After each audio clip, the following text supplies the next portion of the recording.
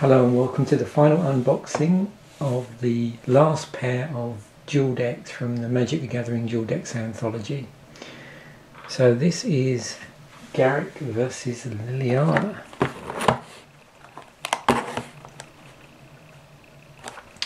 Okay, so let's see what we have inside, if there's anything apart from the decks in these.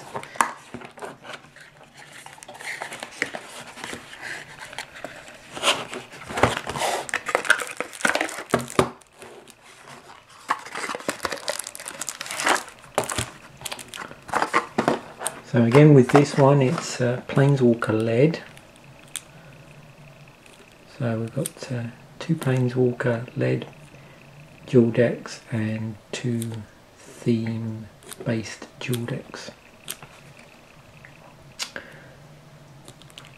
Garruk Wild Speaker is our lead card in green. It's a foil, as is the Liliana Vess for the black deck. So let's crack these open, see what other cards are inside.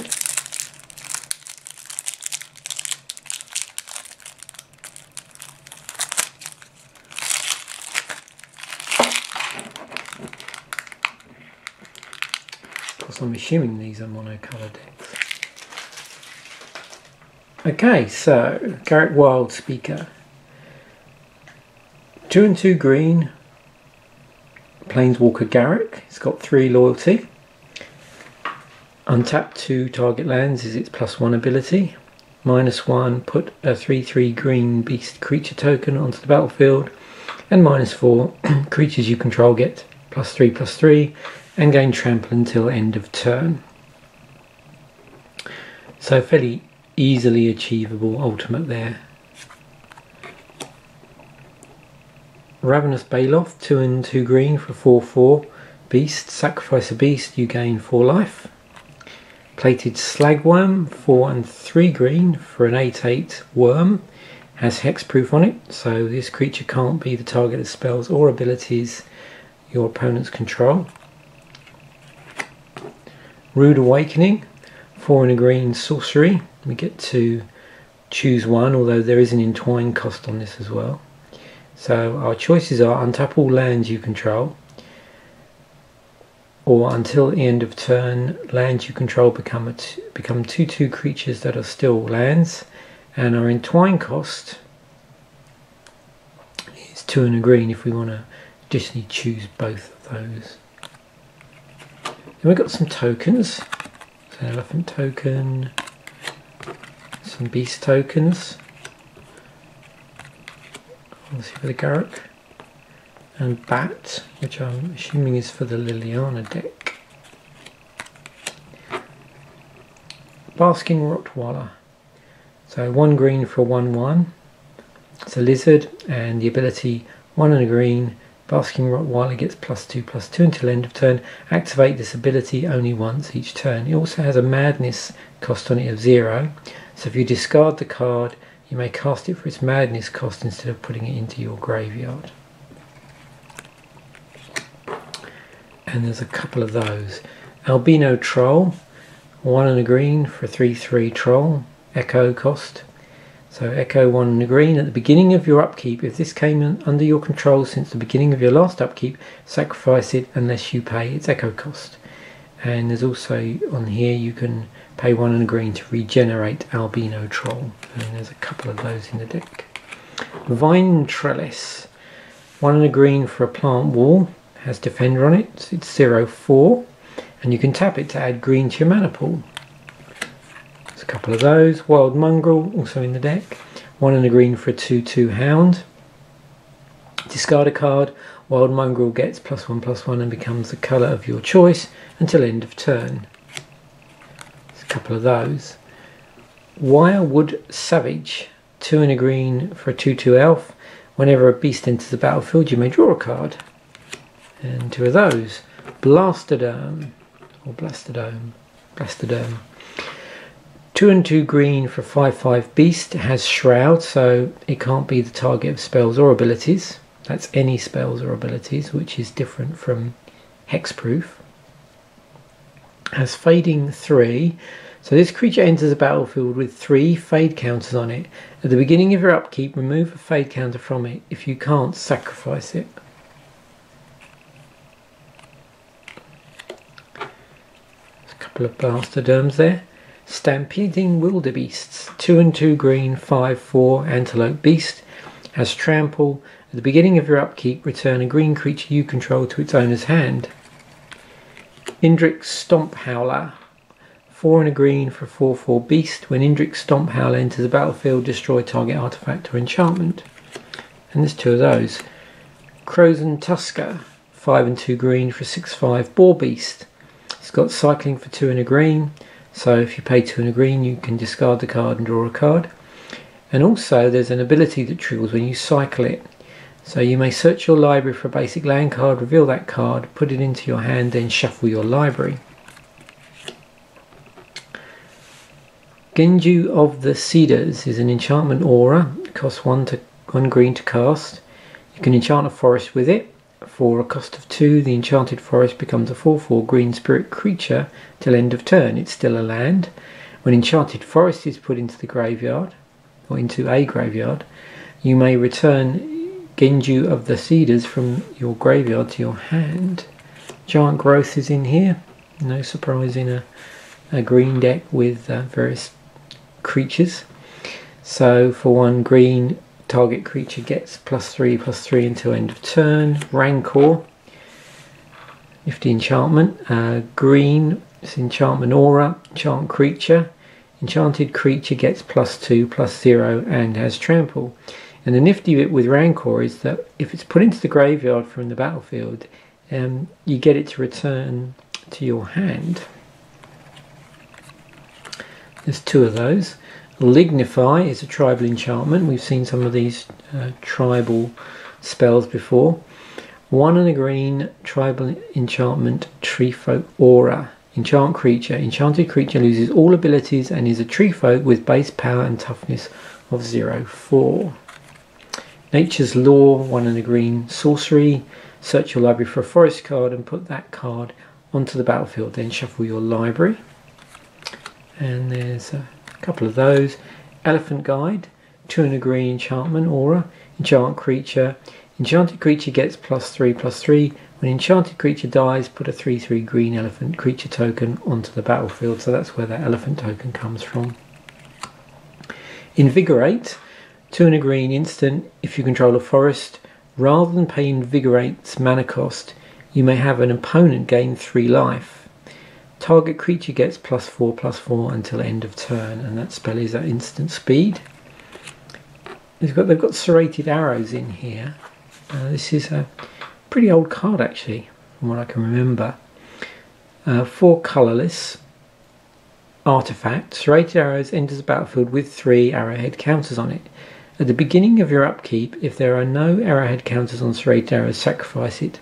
Tap, remove an arrowhead counter from serrated arrows, put a -1/-1 counter on target creature. We've got 2 of those. Harmonise is card drawing green, so for 2 colourless, 2 green, you get to draw 3 cards. And there's a couple of those. Beast Attack. So this is another source of those 4/4 green beast creature tokens. So for 2 colourless and 3 green, you get to put a 4/4 green beast creature token onto the battlefield. Also has flashback, 2 colourless and 3 green. So you can actually cast this card from your graveyard for its flashback cost, then exile it. Overrun, no surprise to see this in a green beast deck. So for 2 and 3 green, sorcery, creatures you control get +3/+3 and gain trample until end of turn. Just 1 copy of that. Windstorm, X and green, so this is green's way of dealing with flying creatures. So it deals X damage to each creature with flying. And now we might move on to our land base here. So we've got Slippery Cast. As in keeping with a lot of the known basic lands we've seen so far, there's a cycling land in here. So it enters the battlefield tapped. In this case you tap it for green mana, and it has cycling cost of 2 colourless. So you can discard the card and draw a card, and there's 2 of those. There's also Treetop Village. So a bit of utility on this particular non-basic land. It's Treetop Village enters the battlefield tapped, taps for green, the mana pool. The utility is that for 1 and a green, Treetop Village becomes a 3/3 green ape creature token with trample until end of turn. It's still a land. And then there's just our regular basic lands. And of course these are all going to be forests. And I think this looks like core set artwork, although often some of the core set artwork has turned up in other expansion sets, not just core sets, but it looks suspiciously like core set.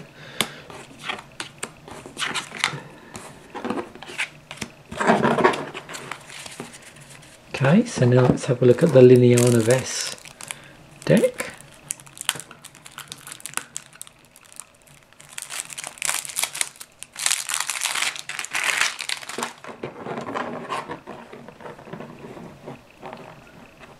Okay, so Liliana Vess, 3 and 2 black, it's 5 loyalty planeswalker. The +1 ability, target player discards a card. The -2 is search your library for a card, then shuffle your library and put that card on top of it. And then -8, the ultimate, put all creature cards from all graveyards onto the battlefield under your control. Skeletal Vampire, 4 and 2 black for a 3/3 vampire skeleton. Has flying. When Skeletal Vampire enters the battlefield, put 2 1/1 black bat creature tokens with flying onto the battlefield, and we saw those tokens earlier. 3 and 2 black, sacrifice a bat, put 2 1/1 black bat creature tokens with flying onto the battlefield. Sacrifice a bat, regenerate Skeletal Vampire. So we got sort of cascading bats, I suppose. Okay, so Bad Moon, 1 and a black creatures get +1/+1.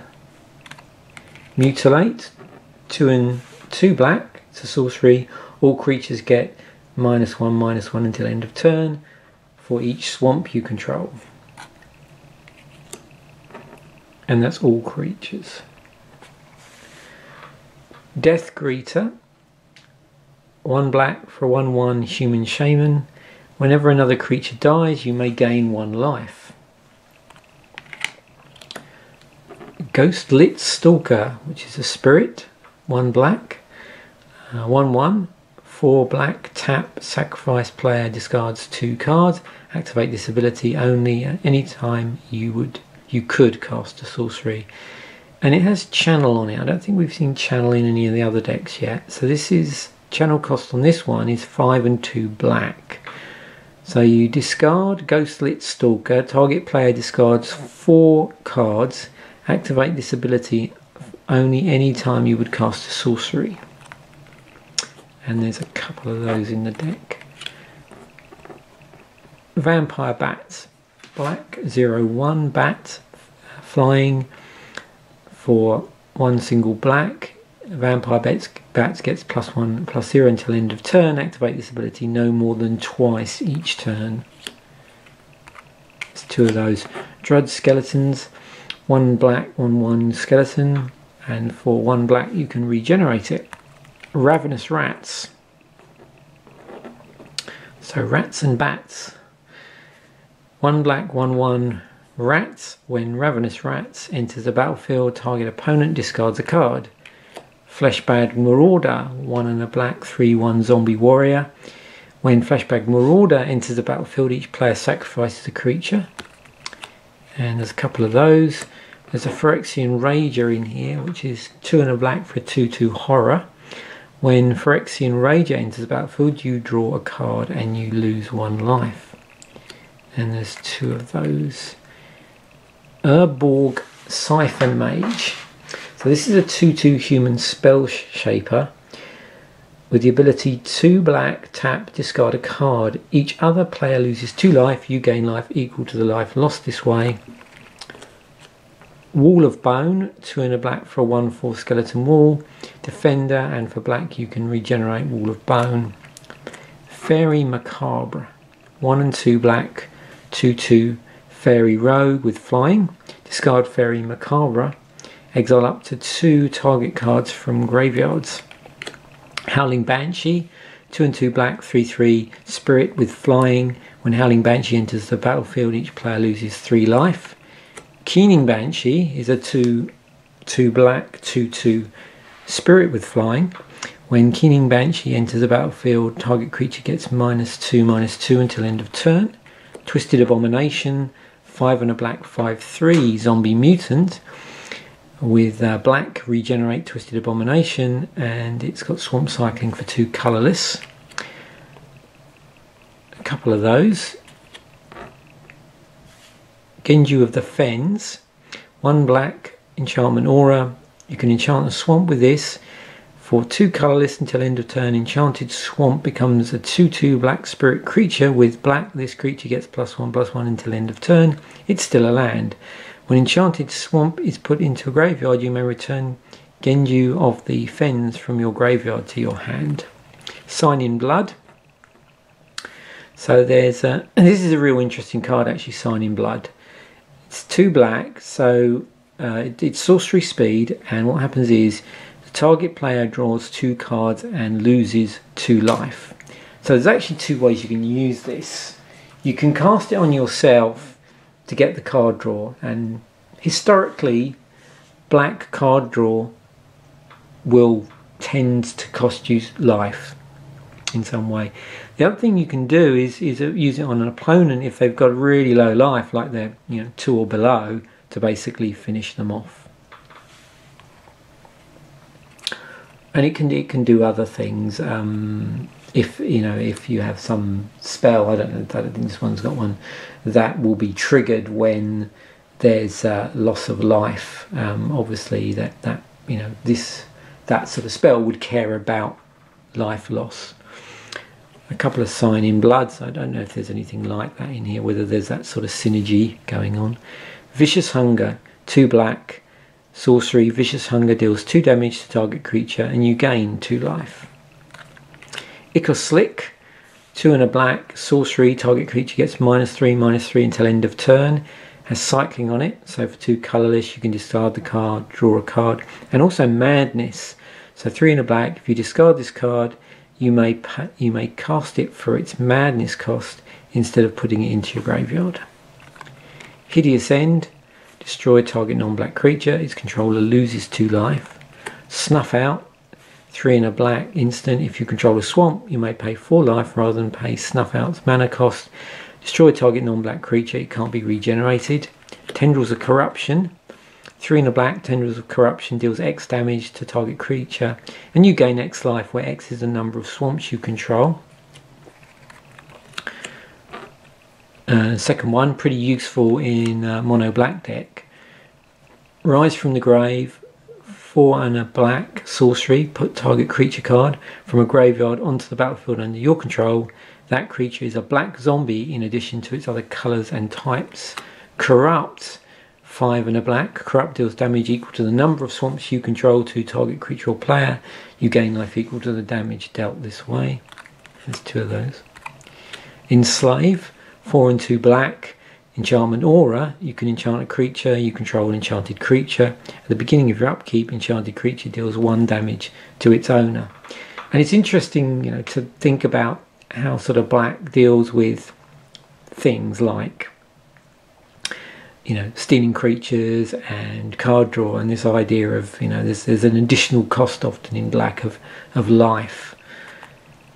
Polluted Mire, so Polluted Mire enters the battlefield, tap for black mana, cycling 2. So we've seen this sort of cycling land before. There's a couple of those, and then again beyond that the rest are all just basic lands here. That looks like something from Ravnica, possibly, yeah.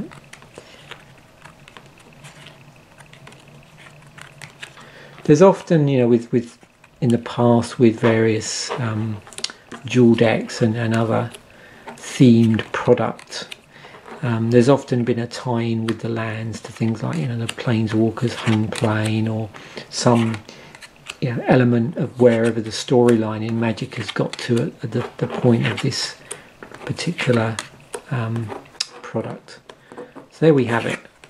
That's our black Liliana deck. Let's just put Liliana back on the top there.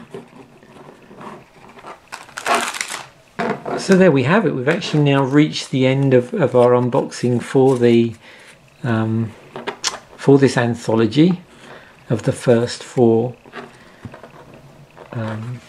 dual decks. Yeah, so a bit of a marathon there, but I must admit, very exciting. As I mentioned, I was definitely really very pleased when I found that they were releasing this, because those were really the dual decks I was missing from my collection.